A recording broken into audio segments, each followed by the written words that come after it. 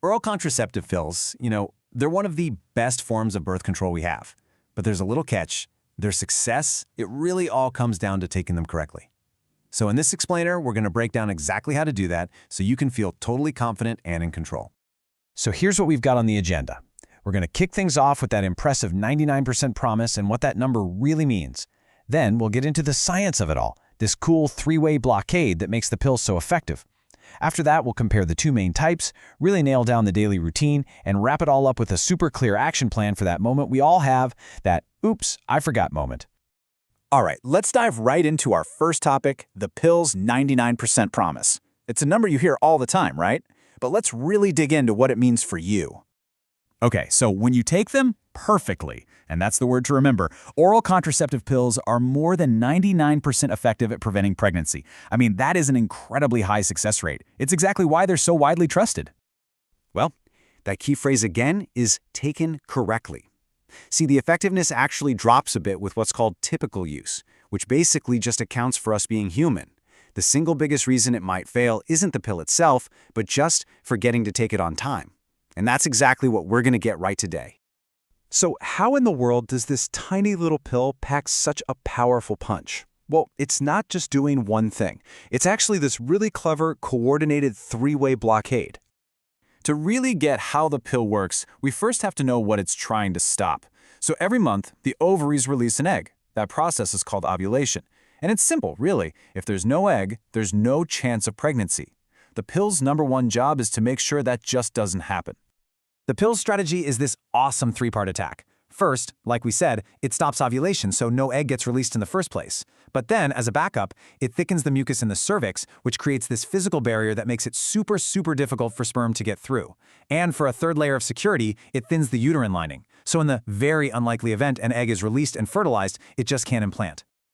And that is the absolute genius of the pill. It's a triple lock system. It's setting up all these different barriers, so even if one somehow fails, which is super rare, the other two are right there as backup. Okay, so you've decided the pill is for you. Great. But which one? They're not all created equal. They basically fall into two main categories, and picking the right one is a really critical step. So let's break them down. The biggest difference really just comes down to the hormones inside. Combined pills have both estrogen and a synthetic form of progesterone called progestin. On the other hand, the progesterone-only pills, which people often call mini pills, just have progestin. Now, this is a really important difference, especially for new moms who are breastfeeding, because the estrogen in combined pills can sometimes affect milk supply. And listen, this part is absolutely non-negotiable. This is not a decision you should make on your own or, based on what worked for a friend. Your personal health history, your current situation, it all matters. A chat with a gynecologist is totally essential to find the safest and most effective option for you. All right, let's get into the nitty-gritty, the day-to-day routine. This is where consistency basically becomes your superpower. Pill packs usually come in two main formats. You've got the 28-day pack, which has 21 active hormone pills and then 7 placebo pills. For that one, you take a pill every single day and start a new pack right after you finish. Then there's the 21-day pack. It just has the active pills. You take those for 21 days, take a 7-day break, and then start your next pack. But see, they both follow the same core idea. 21 days with hormones, 7 days without. Here's a common myth we really need to bust. A lot of people think the placebo pills are what cause your period. They don't. The bleeding you get is actually called withdrawal bleeding, and it's caused by the pause in hormones, not by the placebo pills themselves. Pretty interesting, right? And this, right here, brings us to the golden rule. This is the single most important thing for success: consistency. You have to take the pill at the same time, every single day. Pick a time that works for you, maybe with breakfast or right before you go to bed, and make it a non-negotiable part of your daily routine. Look, it happens to the best of us. Life gets crazy, things get busy, and you forget. Panicking is not going to help, but you know what will? Having a clear plan. So let's walk through exactly what to do. So, let's talk about the most common scenario. You wake up this morning and realize, oh no, I forgot to take last night's pill.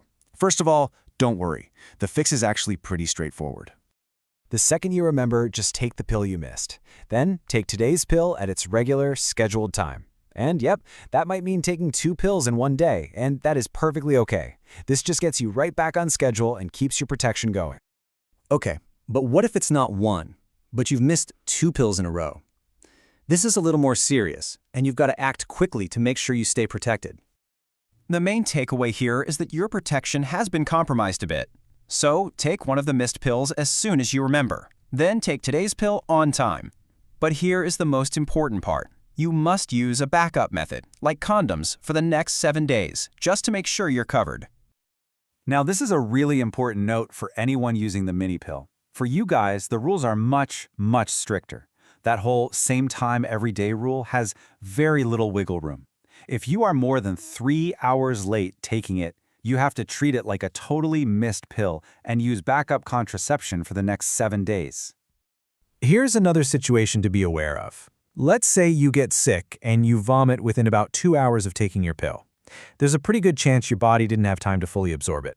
If that happens, you should just take another pill from your pack as soon as you can. So, at the end of the day, it all comes back to this one thing. Consistency is what really unlocks that 99% effectiveness. And if you ever find yourself in a situation where you're just not sure what to do, the safest bet is always to use a backup method and just give your doctor a quick call for guidance. Because that's the real goal here, right?